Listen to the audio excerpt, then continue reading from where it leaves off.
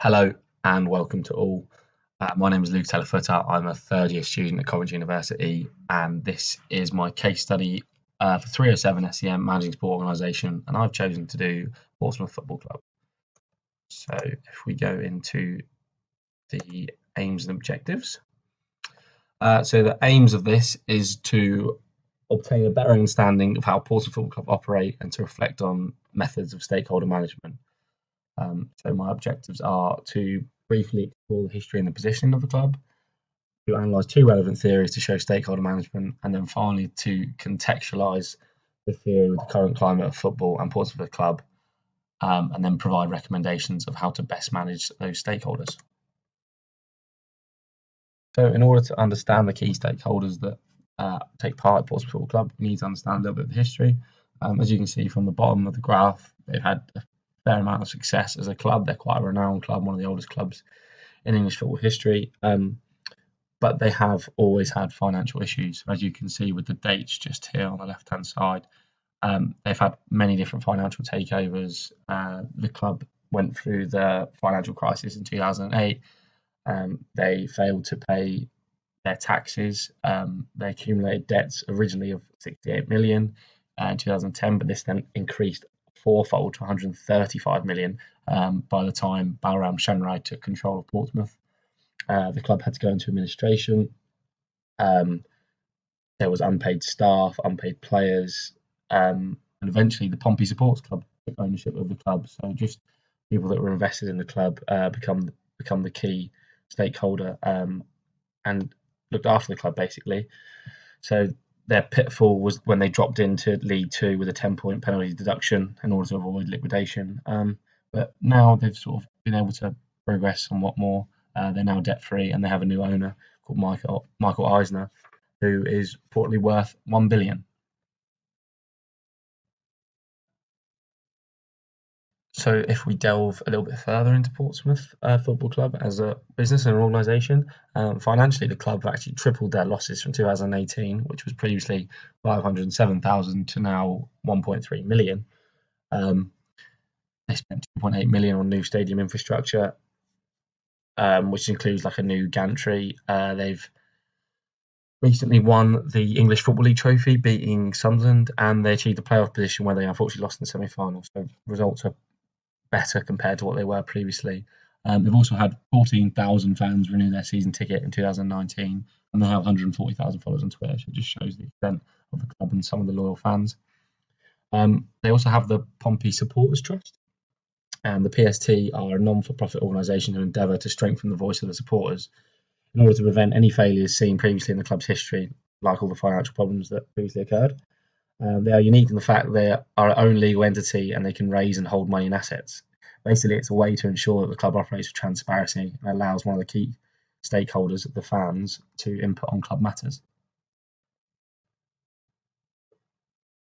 So if we look at the key theories that we're going to analyse, we're going to highlight how football can be managed, and we're going to do this by looking at stakeholder theory and in particular network theory and stakeholder salience.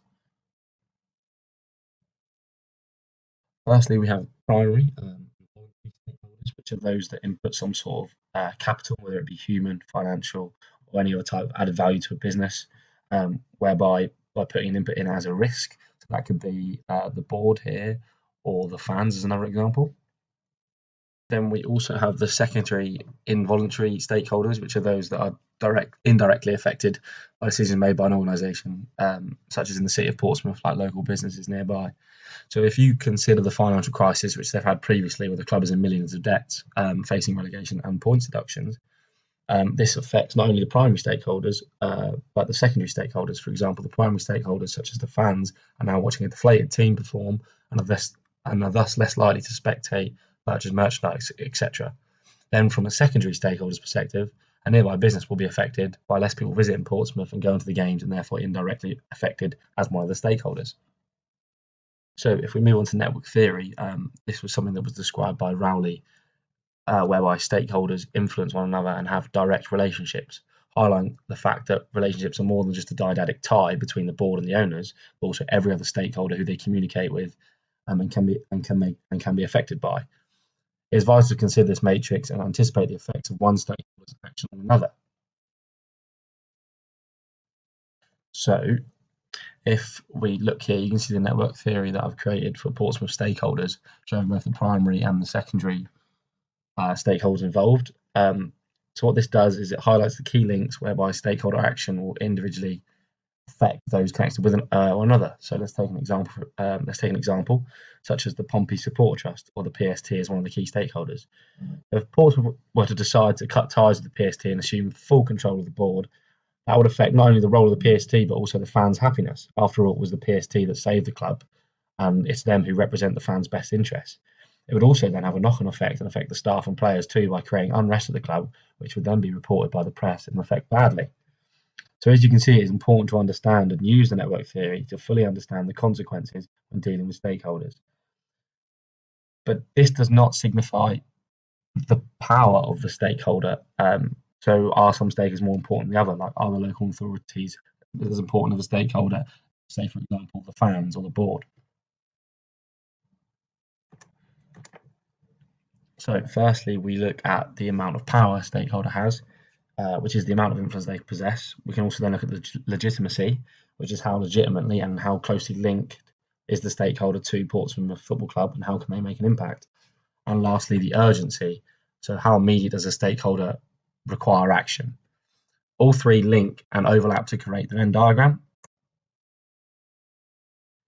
So you have the three latent characteristics of a stakeholder, which are dormant, discretionary, and demanding. Dormant to represent power but not legitimacy or urgency. Discretionary to represent legitimacy but not power or urgency. And demanding to represent urgency, no legitimacy or power. You then have the expectant stakeholders, which is more than one of these characteristics. And then you have the definitive stakeholder, arguably the most important, which is in the middle here, which can be defined as key stakeholders in an organisation.